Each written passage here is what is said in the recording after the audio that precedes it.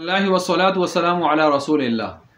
वादा और मुआहदा करके तोड़ना, इसका शरई इज़ाला। कुछ लोग वादा करते हैं और अहद करते हैं, मुआहदा कर लेते हैं, तो ऐसी सूरत में उसको पूरा करना चाहिए, पूरा करने का हुक्म है। औफू बिल अहद इन्नल अहद कान मसऊला। अहद से मुतल्लिक़ क़यामत वाले दिन क्या होगा? सवाल होगा। अहद पूरा करो, हुक्म है, अल्लाह का अमर है। इन्नहु कान सादिक़ल वादी व कान रसूलन नबिय्या। इस्माईल अलैहिस्सलाम सादिक़ वाद थे, वादे को सच्चा कर दिखाने वाले थे। देखें ना कि 3 दिनों तक वो जो है एक इंतज़ार में वादा किया, तो वो आदमी जाके भूल गया और फिर उसके इंतज़ार में 3 दिन वहाँ गुजार दिए, जिस तरह की बात तफसीरों में आता है। इसी तरह औफू बिल उक़ूद, कोई अक़द, कोई भी ऐसा मुआहदा गिरा, कोई चीज़ लगाई है, उसको भी क्या करना चाहिए? पूरा करना चाहिए। तो आहद हो, वादा हो, अक़द किसी के साथ किया है, इन चीज़ों को पूरा करना चाहिए इंसान को। और चाहे ये वादा अहद कोई शख्स से करे, फ़र्द से, या इदारे से करे, महकमे से करे, या मुल्क से, रियासत से, या बैनुल अक़वामी दर्जे के कोई मुआहदे हों, तो इनको पूरा करना चाहिए। ख़ासकर मुआहदे जब हमारे इस्लाम के मज़हब के ख़िलाफ़ ना हो, मुसलमानों के ख़िलाफ़ ना जा रहे हों, तो उनको पूरा करना होगा आपने। और आखिर तक, जब तक यानी इम्कान है, उस इम्कान के दर्जे तक आपने उसको क्या करना है? पूरा करना है। थोड़ा बहुत अगर आपको हरज और नुकसान भी बर्दाश्त करना पड़ता है, तो आपको बर्दाश्त करना चाहिए। हाँ, अगर किसी शदीद उज़र और नागुज़ीर सूरत हाल की वजह से वो अगर आपको तोड़ना पड़ गया, तो ठीक है, तोड़ सकते हैं और उस पर कोई मुआख़ज़ा नहीं होगा। मसलन किसी आदमी ने कोई बच्ची का रिश्ता कहीं दे दिया था, आहद मुआहदा हो गया था, बाद में पता चला कि वो लड़का ठीक नहीं है, मसाइल हैं और उससे बेहतर रिश्ता आ चुका है, तो ऐसी सूरत में उसके लिए गुंजाइश बनती है। ज़ाहिर बात है, एक अच्छी जगह ज़िंदगी गुजारने का एक जोड़ उसने तलाश करना है अपने बच्ची के लिए, इस एतबार से। और इसी तरह कोई भी दीगर मिसालें और भी हो सकती हैं इस हवाले से। इसी तरह ये एहतियात करे इंसान, ठीक है, अगर मजबूरी में आकर उसको वादा तोड़ना पड़ गया है, तो उस पर कोई मुआख़ज़ा नहीं है, मजबूरी आ गई है हद दर्जा जिसमें उसको नागुज़ीर हो गया है वादा तोड़ना, अहद तोड़ना।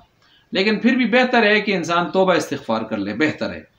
ख़ासकर जब जानबूझकर अगर बग़ैर उज़्र शरई के अगर वो आहद मुआहदा तोड़ रहा है, तो ज़ाहिर बात है ये गुनाह भी है। तो ऐसी सूरत में उस पर तौबा और इस्तिग़फ़ार क्या होगी? लाजिम होगी, तौबा इस्तिग़फ़ार लाजिम होगी। अलबत्ता इसके अलावा कोई कफ़ारा नहीं है। जिस तरह की कसम मुनाक़दा जो होती है उसके ऊपर कफ़ारा होता है, इस पर कोई कफ़ारा नहीं है। बस यही तफसीर है जो मैंने आपके सामने रखी। अब यहाँ पर देखें कि कुरान करीम कहते हैं अतिम्मू इलैहिम अहदहुम इला मुद्दतिहिम। अब जब कुफ़ार से आपने वादे किए हैं, तो उन वादों को, अहद को आप उनकी मुद्दत पूरी होने तक आप मुकम्मल करें। देखें, सन 9 हिजरी में, 8 हिजरी में मक्का फतह हो गया, 9 हिजरी में हज फ़र्ज़ हो गया, लेकिन आप अलैहिस्सलाम 9 हिजरी में खुद नहीं जा रहे अमीरुल हुज्जाज बनकर। किसको भेज रहे हैं? अमीर हज़रत अबू बकर रज़ियल्लाहु तआला अन्हु को। और 10 हिजरी में जा रहे हैं हज, आखिरी हज, पहला और आखिरी हज करने के लिए। वजह यह है कि उस वक़्त मुशरिकीन मक्का भी वहाँ बैतुल्लाह में आते जाते थे और कुछ मुआहदात पुराने एक सिलसिले भी चल रहे थे, तो उनको ख़त्म क्लियरेंस करनी ज़रूरी थी। तो आपने वो फिर हज़रत अली रज़ियल्लाहु अन्हु को जो है ये सारे ऐलानात देकर भेजा था ताकि क्लियरेंस करके आ जाएं। इसी तरह आप देखें, आप अलैहिस्सलाम जब सुलह हुदैबिया के मौका पर, हुदैबिया मकाम पर जब मुशरिकीन मक्का से आप दस्तावेज़ लिख रहे थे मुआहदे की, तो लिखते हुए इसी दौरान अबू जंदर रज़ियल्लाहु तआला अन्हु आ गए थे, तो आपने उनको भी देखें वापस किया, हालांकि अभी पूरी तहरीर लिखी नहीं गई थी।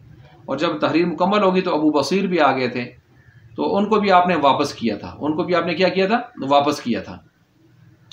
तो हालांकि सहाबा इकराम उस वक़्त बहुत ज़्यादा परेशान भी थे और वो भी बहुत ज़्यादा मुस्तरबुल हाल थे और बार बार आपसे फरियाद भी कर रहे थे ये सहाबी जो आए थे, लेकिन इसके बावजूद आपने उनको मुआहदा की पासदारी में वापस किया और उनके लिए दुआ की, अल्लाह ने उनके लिए रास्ता खोला। फिर इसी तरह हज़रत हुज़ैफ़ा रज़ियल्लाहु तआला अन्हु एक और सहाबी हैं, ये रास्ते में जब आ रहे थे, बदर का सिलसिला आगे बाद में होना था, ग़ज़वे बदर, तो इनको रास्ते में कुफ़ार ने पकड़ लिया था और ये कहा था ना तुम उधर ही जा रहे हो, गोया हमारे ख़िलाफ़ लड़ोगे। تو ان سے معاہدہ کیا تھا، وہ عہد لیا تھا کہ آپ ہمارے خلاف نہیں لڑو گے. انہوں نے وعدہ کر لیا تھا. بعد میں جب یہ آپ علیہ السلام کی طرف آئے، یا رسول اللہ ہم سے انہوں نے عہد لیا ہے کہ آپ بدر وغیرہ میں ہمارے خلاف نہیں لڑو گے، لیکن ہم تو آگے ہیں. حالانکہ اس موقع پر آپ علیہ السلام کو سخت تعداد کی افرادی قوت کی ضرورت تھی. ادھر کفار 1000 کا تگڑا لشکر تھا ہر لحاظ سے، ساز و سامان کے لحاظ سے. آپ علیہ السلام کے ساتھ 313 تھے، ان میں بھی کچھ بچے اور کمزور لوگ بھی تھے، بیمار وغیرہ. لیکن آپ کو پوری رات آپ نے جو ہے اللہ کے سامنے روتے گڑگڑاتے آپ نے گزاری ہے. آپ کو افرادی قوت کی بظاہر ضرورت تھی، لیکن آپ نے پھر بھی فرمایا جب تم جو ہے ان سے معاہدہ کر چکے ہو تو اپنے معاہدہ کی پاسداری کرو. دیکھ لیں اس موقع پر بھی عہد اور معاہدہ کی پاسداری کروائی ہے. اور ہم عام حالات میں، نارمل حالات میں بھی عہد اور معاہدہ کو کچھ نہیں سمجھتے. اسی طرح تیسری مثال آپ دیکھ سکتے ہیں. حضرت معاویہ رضی اللہ عنہ کا جب روم کے ساتھ معاہدہ تھا اور معاہدہ کا اختتام تھا، تو انہوں نے جب معاہدہ ختم ہونے کو تھا تو انہوں نے محاذوں پر اپنی فوج لگا دی تھی کہ جیسے ہی معاہدہ ختم ہوگا، ٹائمنگ ختم ہوگی، تو ہم فوراً ان کے اوپر کیا کر دیں گے، چڑھائی کر دیں گے، ان کو سنبھلنے کا موقع بھی نہیں ملے گا. تو اب بظاہر تو یہ ٹھیک نظر آ رہا تھا، کیونکہ جب وہ چڑھائی کریں گے اس وقت معاہدہ نہیں ہوگا. لیکن معاہدہ کے بعد بھی اگلا دشمن کوئی بھی ہو، وہ کچھ عرصہ تک یہ سوچ میں ہوتا ہے کہ چلیں ابھی معاہدہ تازہ ختم ہوا ہے تو چلیں آگے چل کے جو ہوگا دیکھا جائے گا. تو حضرت عمر بن عنبسہ رضی اللہ عنہ سواری پر سوار ہو کر آئے. انہوں نے کہا کہ نہیں، وعدہ کی وفا جو ہے کرنی چاہیے، اور کسی قسم کا کوئی غدر، کوئی اس طرح کی چیز نہیں ہونی چاہیے، دھوکہ نہیں ہونا چاہیے. اور تو انہوں نے پھر یہ کہا، یہ آپ نے جو فوج لگائی ہے سرحدوں پہ، تو یہ بھی عہد سے بدعہدی کی طرف بات جا رہی ہے. چنانچہ حضرت معاویہ رضی اللہ عنہ نے بغیر حالات کی پرواہ کیے ساری فوج کو پھر وہاں سے ہٹا دیا کہ کہیں بدعہدی والی صورت ہماری طرف سے نہ بن جائے. دیکھیں کتنی احتیاط کرنے والے لوگ تھے یہ حضرات. اور اسی طرح آپ دیکھیں جب ابراہیم علیہ السلام نے بیٹے سے کہا میں نے خواب میں دیکھا ہے آپ کو ذبح کرتے ہوئے، تو انہوں نے یہی کہا تھا نا کہ ان سے کہ آپ بے شک اپنا کر گزریے، فانظر ماذا ترى.